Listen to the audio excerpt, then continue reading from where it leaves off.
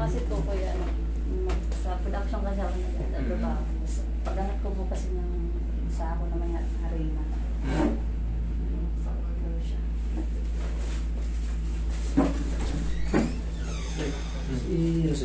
Pwede siya po 30. Wala ka, kaso lagi lang siya sumakit.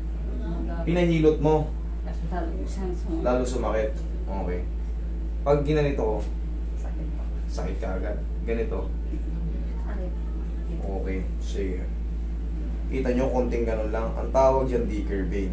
So, umabot ba rito? O, yan, Dicker vein ang tawag dyan. Ngayon, pagka ganito, very sensitive na yung ano, kailangan mabilis din ang ano nyo, mabilis din yung kamay nyo. Kasi pag ginaganyan, sensitive na, konting ano, sensitive na.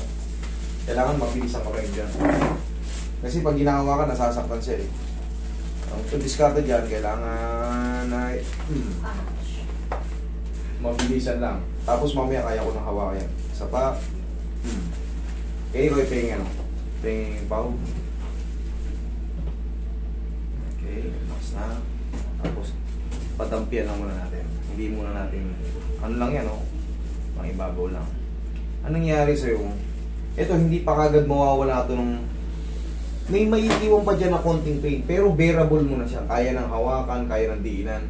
Pag diniin mo lang ng ganun, parang mayroon pang maiiwan trauma. Alam mo kung bakit? Kasi nangyari na sa akin. Gagawin natin dyan.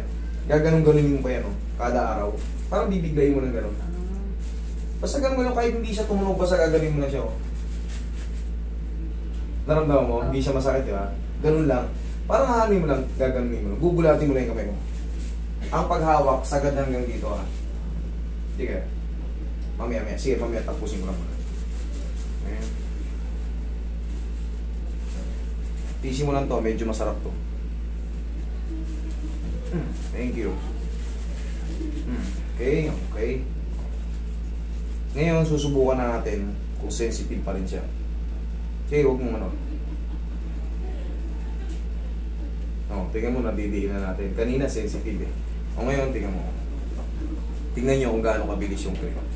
Kanina, pag ginagano, aray-aray siya kagad. Ngayon, pag ginano natin, nakita nyo naman, sensitive siya kagad. Kita nyo? Diba? Yun ang treatment ng Dicker vein. Tapos, mami, tinuro ko sa inyo. Ngayon, sige, subukan mo naman yung pang sarili mo. Hawakan mo to. Hindi, ganyan. No? Kasi dudulas yan, may oil. Yan. Okay, hatawin mo bigla. Yun, ganyan lang. Tama na yun.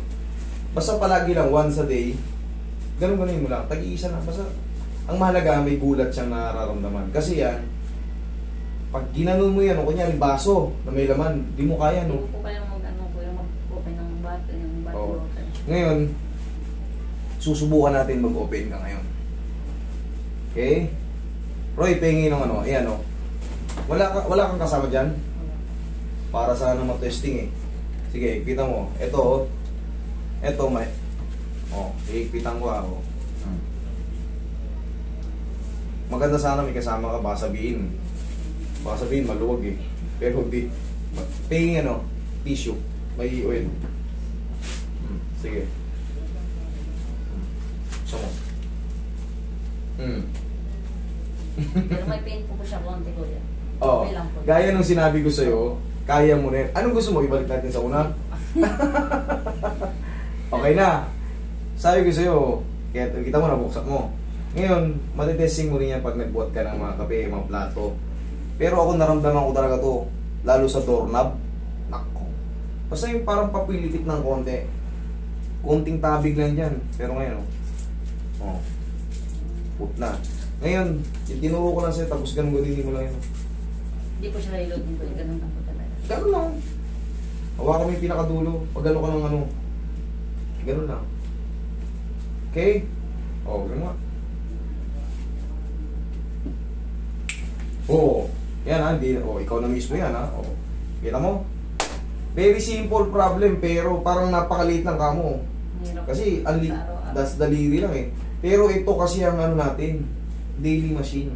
Ito ang daily machine natin. Pag nasira yan, tapos yan pa ang dominant mo, kanan ka, wala na, kaliwa yung naiwan, hewik na. Eh kung, yan kasi pag napilitit ng buhat yung medyo pa ganon, naku, grabe ang sakit. Ko kasi po nagbubuhat ko kasi kami po. Okay na.